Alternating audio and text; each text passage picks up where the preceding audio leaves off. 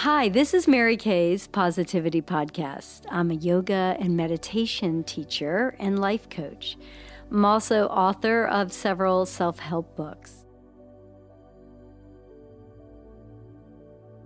Today we're going to talk about intuition, which is really when the brain uses past experiences and cues from yourself and the environment to make a quick decision. It's an ability to understand something immediately without the need for conscious reasoning.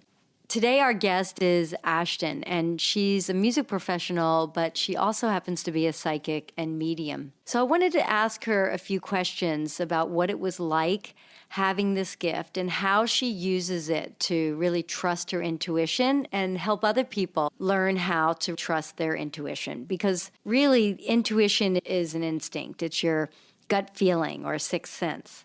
It's almost like love at first sight, how you just feel like it's right. Or when you don't trust someone and you listen to that intuition. Sometimes we don't always listen to it. Ashton is what's called an indigo child. Indigo children have psychic and medium abilities, and they tend to be nonconformists, physically sensitive to people around them, and sometimes rebellious to authority, which she definitely has been. So, Ashton, thanks for joining us today. Hi, thank you so much for having me. We have a little Frenchie that's trying to communicate. Right. And we actually have a thunderstorm happening as we do this podcast, which I think is pretty appropriate for what we may talk about. Yes, there's a thunderstorm. We have lots of commotion and chaos. But what's new? I am intuitive. I think everyone is intuitive in some way or form, but some people are more innately intuitive, more so than others. But you can definitely practice intuition to strengthen it as a skill, which can help in your everyday life. And I think that it does come down to trust and trusting yourself and believing in that there is a greater power in the universe. And I asked Ashton to join us today because she found ways to follow her intuition at a very early age. And I think a lot of people can learn from these experiences. You might find after hearing her stories that you're an indigo child and have these psychic abilities. One thing to know about indigo children is that they sometimes will see auras and angels and communicate with spirit. People will often feel like you're the only one who truly understands you. They get asked advice often. They maintain almost like a warrior-like sensibility and often are a force to be reckoned with. And I think Ashton has really been this way her whole life. And so it will be helpful to learn from her experiences. So Ashton, tell me when you first noticed that you were different. Actually, I don't think I realized I had this gift until later in life. I think we're taught as children to not necessarily believe in the make-believe or any kind of spirits or anything like that. Not that my mom did that, but she was very open to new experiences. However, I just think that our society doesn't verify that there is this existing supernatural world. So my first experience was when I was younger. We lived in this house. I don't think it was particularly haunted, but there would be these figures by the end of my bed. And I knew that I hated when they came from this room across the hall from me. So every night I'd be like, Dad, please close the door of that room and make sure no one comes in. I don't think he really realized what was going on. But I remember they would sing to me or do weird things, tickle my feet. And it freaked me out, but I think eventually you grow to ignore it or like it becomes normalized. But that was the first time it really sunk in that I experienced anything. And then later on in life, when my grandfather passed away, I would sleepwalk. So sleepwalking in the hallways and screaming like someone had died. I don't remember this, obviously, because I was sleepwalking, but my dad had to restrain me and then put me back to bed. The next day, I told my dad about a dream I had of my grandfather. And he came to the swings and said goodbye and just said he was leaving for a little while. And then that morning, he actually got a phone call from the nursing home saying that your father had passed away, actually the exact time I was sleepwalking, and he couldn't believe that I had that dream just because, I mean, at that time I didn't know what death was, so I didn't know he had died. Right. Well, I remember that time vividly when she was walking through the halls, literally wailing, and it happened to be at 3 a.m. And when we did put her to sleep, it was pretty clear she was sleepwalking, so we didn't think much of it until the next morning when we got the phone call, and they had actually said he had passed away at 3. And when we woke her up, she said, "Mommy, why did Puppy say goodbye to me, and that everything was beautiful where he is and everything will be okay?" How do you know when there's a spirit or a ghost in the room? Have you ever had that experience? Yes, I go into a lot of houses and I kind of know right away if they're haunted or not. It's kind of this all-knowing feeling. Usually when it's a spirit, like, it is more physical, so you get goosebumps, it feels really cold. I mean, it's all the classic stuff, symptoms, like your hair stands up on the back of your neck kind of thing.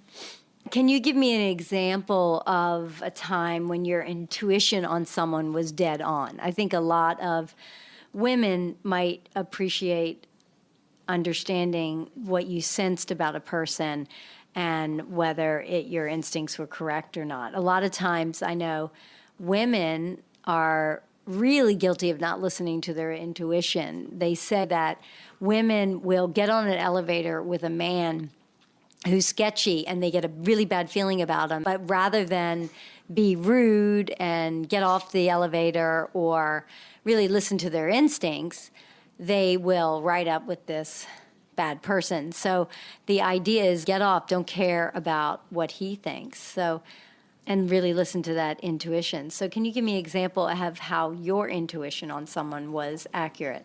One time, my friend had this really good friend of hers, and she was like, "Oh my gosh, you'd get along so well with this girl, blah, blah." And for some reason, just didn't like her. There was something about her that made me not trust her. So I stayed away, and she didn't really understand it. I didn't have to say anything. I just kept an arm's length away. And I said to my friend, I said, "Hey, just be careful. I don't trust her. There's something about her."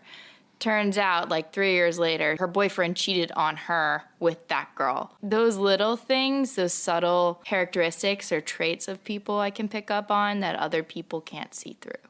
Whenever I go look at houses to buy, I always bring Ashton with me because she can sense the history of the house. And so you kind of know whether you want to deal with that or not. So we went into this big, gracious, grand home with this beautiful foyer, and I like fixing houses up. So it needed a lot of work, but I thought it was really had a lot of potential. And so I brought Ashton, and she went through all 3 floors and came down and said, I'm not sure I would buy this house. And I said, "What's happening?" And she said, "Well, there's just a melancholy spirit in the home, and she is sad a lot, cries a lot, and she likes to eat dinner with the family because she never was able to have a family of her own, and that's something that she really missed in her lifetime." And so she said, she's not a mean spirit, but she's just I have this really, really melancholy feeling. And I said, "Oh, well, that's interesting, but I don't know if I want to deal with that." And so then the broker took us outside of the home and faces the home and says, "Well, let me tell you the history of the home."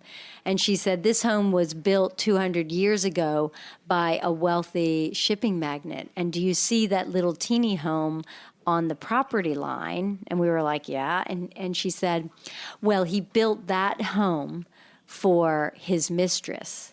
And she had to live on the property line and watch him enjoy his family her whole life." And Ashton looked at me and said, "Mom, that was the mistress in the house." So I think you saved me from that purchase. But Well, there are actually other stories that when I go in houses. So in Edgartown, Massachusetts, is this little island off the coast of Cape Cod. Martha's Vineyard. Yeah, Martha's Vineyard. It's a big sailing, shipping port.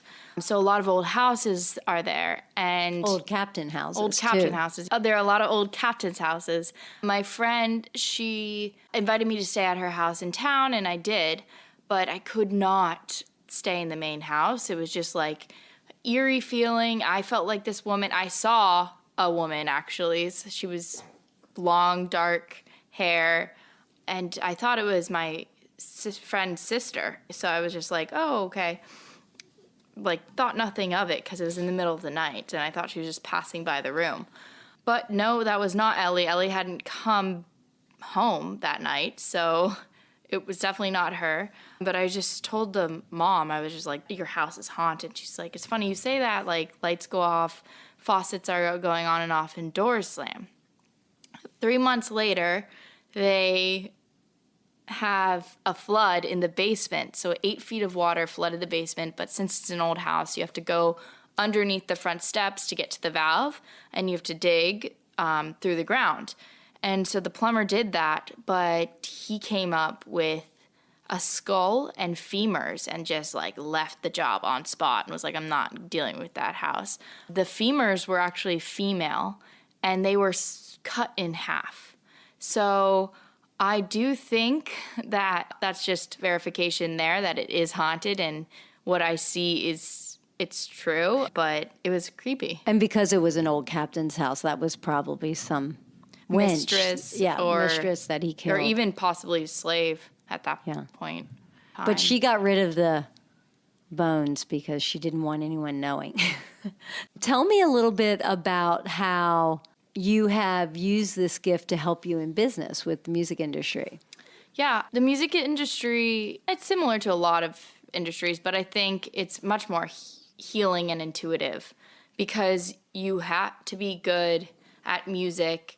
You have to use your creativity and originality to appeal to the masses or put your vulnerability out there. But since I'm on the business side of things, I definitely pick up on kind of this star power that artists have. So it's helped me navigate or find those magnets of star power and pick up on those things. I think like you really should be intuitive in that industry because it's not all based on numbers. For example, you see Doja Cat. I mean, she was with RCA for years. She just became big. Or even Lizzo. Her song had been out for 2 years before it became a hit, which is crazy. So you do have to listen to your intuition because it's not all about numbers. How do you really read a situation when you haven't met someone? You can tune into other people's energy pretty easily. I personally need tools to navigate that energy. So a lot of people use tarot cards, or I've even heard of some people using magazines to like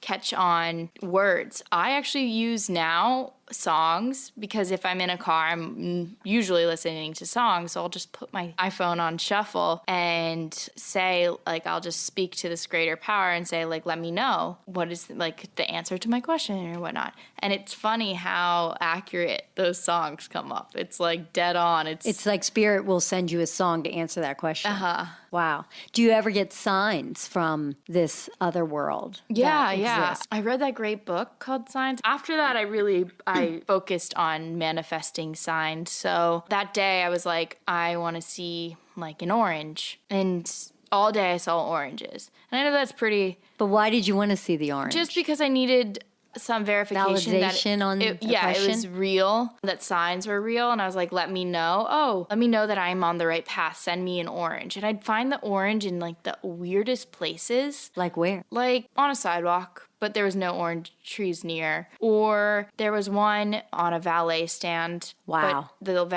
there was no valet. It was in quarantine, so they weren't valeting cars. I still didn't trust it. I still was like, I don't know if I believe it, because even I am very skeptical. And so I finally was like, send me clovers. There's no clovers in LA, or I haven't seen very many of them compared to Boston, where you can, like, Celtics and Irish is everywhere. So I asked for a clover, And this is in the middle of quarantine, so in summer, like June. And the next block, this bar is covered in St. Patrick's Day decorations. So it's like clovers everywhere, 4-leaf clovers everywhere. And I went back the next day, they were all gone. So the decorations are gone. So I think that was just the most clear representation that there are... Kind of smacked you in the face with, spirits I'm are telling here. you, this is real. Listen up. That's great. And I think just our audience should know when you have a question or you want to know if you're on the right path, ask your spirit guides or your angels or your guardian angel or God or whoever it is that you believe in. Ask them to send you a sign that you're on the right path and pick something, a rainbow or a feather or an orange, whatever it is that speaks to you. Maybe it's a turtle, and look for it. One time I asked for a sign of a turtle, and I never have seen a turtle where I live. And I was driving down the road, and there is this huge turtle walking, in the road, and I was scared it was going to get hit. So I ran out and carried it across the street. And then I went on a walk at the beach, and I was hiking behind a man with a turtle tattoo. So I was like, wow. Yeah, you gotta look for it. You got to look for it. Weird places. Right. A lot of times where you're people... not expecting. That's right. But also, don't think that just because you asked for a sign, like I did, the next second you're going to get it. It could be a week, it could be a month, but just be in tune and aware of those signs that you asked for. And other ways that we can sharpen intuition is really to listen. When you start noticing things around you, great things will happen. And to also trust your gut, just like she's saying, when she noticed something that didn't feel right about someone, just keeping him an arm's length. It's not shutting him out or being rude to him. I think our society also glorifies having a ton of friends or being super busy, and so being this extrovert. But a lot of the time, those people might not be good in your life or be supporting your mission, and you might be giving too much to them. If you are empathic, sometimes people suck your energy, and you want a really mutual relationships. And sure, there are going to be people in your life where you're going to help them grow. But it's just realizing that and making sure you're not being a sponge to their emotions. You're right. It's about being smart about who you hang with, because people who drain you actually make it really difficult to listen to your intuition. Mm-hmm. And also it can put your thoughts in a negative place too if they're also very negative. Right. And what you think you become, the mind is everything. It's so true though, but you have to truly believe what you're thinking. And then that's like the key to successful manifestation, visualization, is you have to believe it to be true. I also think it's important to let bad feelings go. That's why when we are sad or depressed, we tend to make bad decisions more often. You touched on this. Mindfulness is really helpful in helping you pay attention to everything around you. This will actually allow you to really make informed decisions. So your intuition is really, really sharp. And find time to be silent and still. This generation really does value busyness. And what's really more important is unplugging and connecting with nature. Even if you are laying on a towel in a field, it's a way of silencing your critic and all the critics and erasing any negativity from the past so that you can really attract good people and great experiences. Intuition can lead to powerful insights. You want to use common sense and develop this skill. This is something that you can practice and really develop it over time. And I think Ashton has really been successful in doing that. Like in math class, I thought I was seeing auras, and then I realized you can practice that to see it whenever you want. And you used to see auras in church a lot. Yeah. When you were young, she would say, why does that woman have green all around her? Or why does that woman have blue all around her? It's funny because when I did see it in math class, I was kind of daydreaming because I was bored. But that's a meditative state. And so when you are in this meditative state, you're more open to seeing kind of Visions. Yeah, other things. So it is all practice because you can put yourself in a meditative state. And you've also talked about seeing angels. People have angels that help them, and you see people's angels around them. I think everyone has spirit guides, and it's a really comforting thing to know because you have support and help, whether you see it or not. But they're not going to intervene in your life unless you ask them to, unless you ask for help. And especially speaking it out loud is strong and clear communication. A lot of us aren't good at communicating, so like the least you can do is communicate with the higher power or your spirit guides. But everyone has them. You know that you could have one, you could have two, you could have three. I haven't seen much more than that, but So say you have been, upset about your friend group and you want to change it. That's often really hard for young women. So you could ask your angels technically to help you find friends that are really genuine and loyal and kind and then you'll see your friends evolving. Or I even asked one day, I was upset, and I said, send me a good friend, because I need one. And within an hour, one of my best friends called me and was like, would you like to go on this vacation to Ojai? Like, it's on me. And I was like, I love that. And I needed that a lot. I had a bad day. I needed that restoration, but my spirit guides heard me, Yeah. It was just a quick decision thing. So you have an open dialogue with the spirit guides and ask for help a lot. Do you see yourself improving and becoming a better person every day because of this? I also forget sometimes that I have spirit guides as well. I think like everyone That's a good does. point. Yeah. So when you're in that emotional state, you're not thinking, you're in that bad negative mindset. So you're not thinking, I can help me. You're feeling victim. So it is good to like really take a breath, refresh your mind, and then be like, remember, oh, I have that support system. Like, let me call them up. Right. Just because you can't see them. Yeah. They're all around you. But so I'm working every day to become more mindful and more in tune to communicating with my spirit guides, because I don't think I've mastered it yet, but it definitely has helped me, and I'm glad I'm more aware of it than even others, because it's put me in a really good position in my life. And I think our audience should also know you were always real high energy, overachiever, tend to like take on a lot, put a lot of pressure on yourself, but you were always so kind to the people around you and sensitive to others, and were one to really stand up to bullying. And Thank you.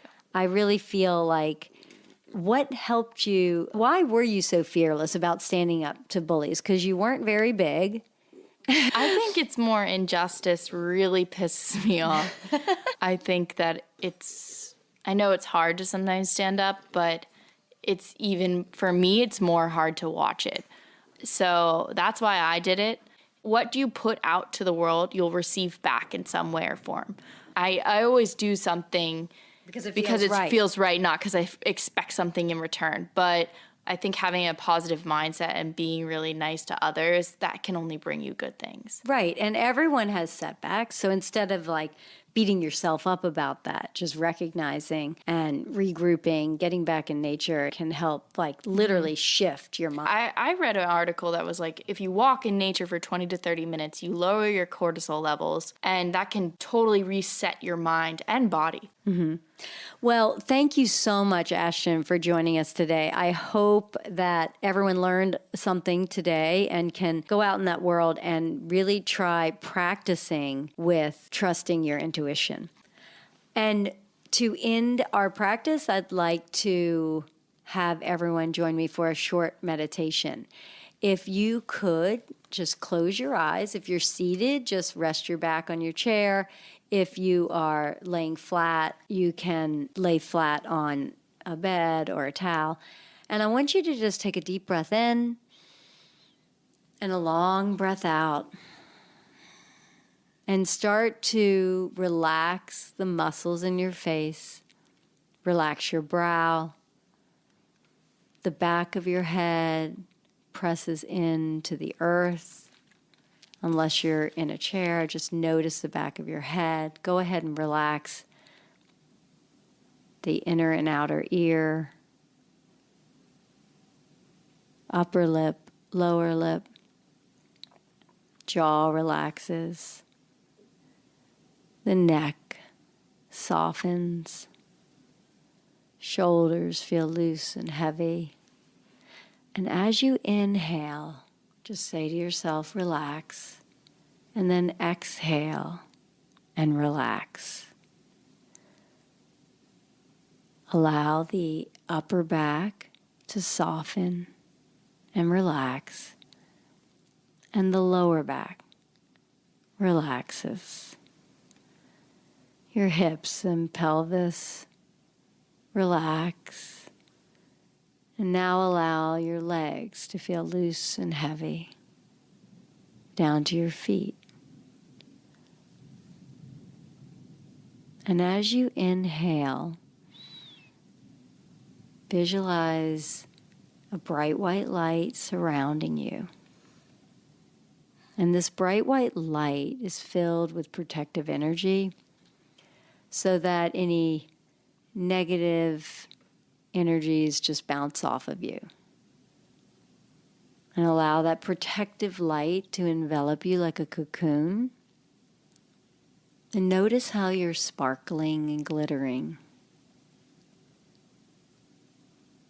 Inhale all that positive energy, that beautiful energy that's all around you. And exhale, releasing any tension or negative energy. Inhale that belief that we are going to trust our intuition.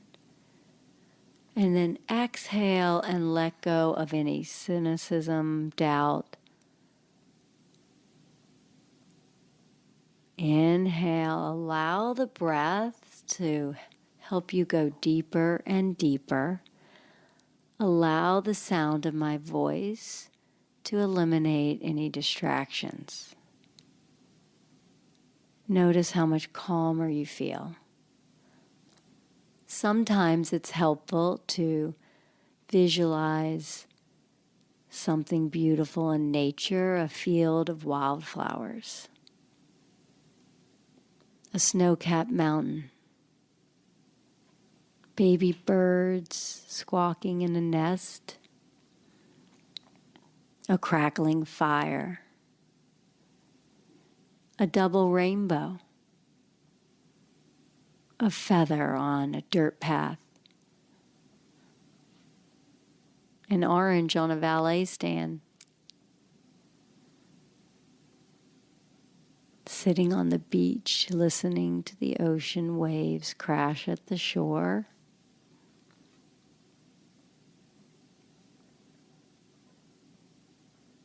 Now slowly inhale beautiful energy. Exhale, release tension and worry.